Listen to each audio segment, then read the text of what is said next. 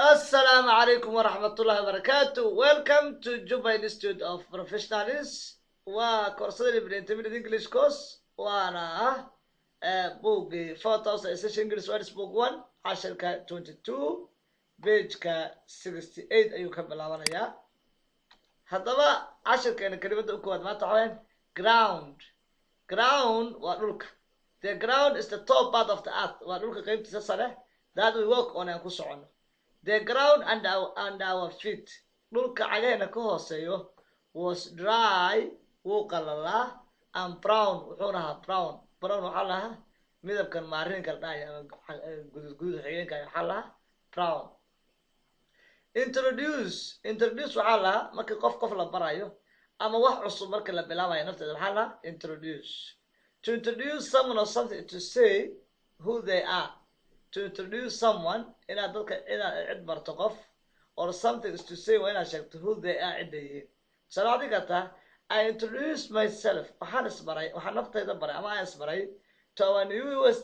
our newest co-worker today shaqaalaheena cusba our newest co-worker today shaqaalaheena cusba ama shaqaalaheena nala shaqeynaya cusba co-worker qof kula shaqeeya today maanta ayaan isbaray wey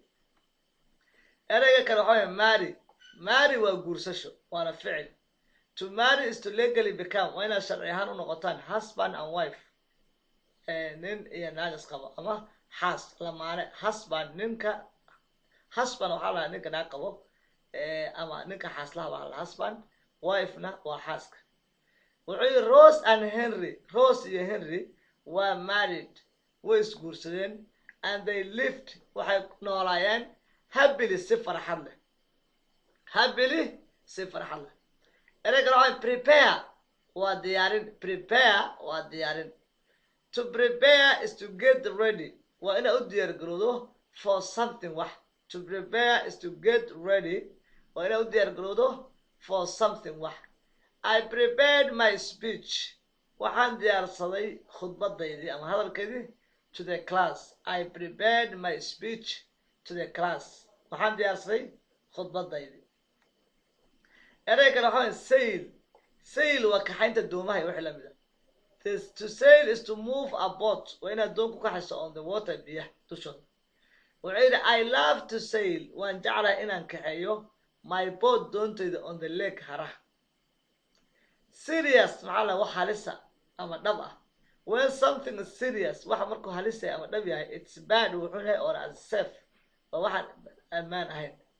the accident shilka was very serious aad buu u xumaa the accident shilka was very serious aad buu u xumaa erey kale barayna waa spend waa kharash garayn markaa lacag wax bixiso to spend is to use time doing something or being somewhere marka ereyga spend waxaa lahaa laba macnood leeyahay waqti markaad meel ku qaadato ama wax waqti markaad waa la dhahaa marka lacag bixisana waa la dhahaa to spend to use time waa inaad waqti qaadato doing something inaad waxsayso or being somewhere ama inaad meel joogto taasa dhigi waxay kala noqotaa lacag markaad bixiso spend lacag kharash garayna way noqotaa I like to spend waxaan jeclahay inaan ku qaato my free time waqtiga freega fishing kalluumaysiga I like to spend waxaan jeclahay inaan ku bixiyo my free time waqtiga freega fishing kalluumaysiga marka spend waa wax markaad ku bixiso meel waqtigaaga markaad meel ku bixiso ama kharashkaaga meel ku bixiso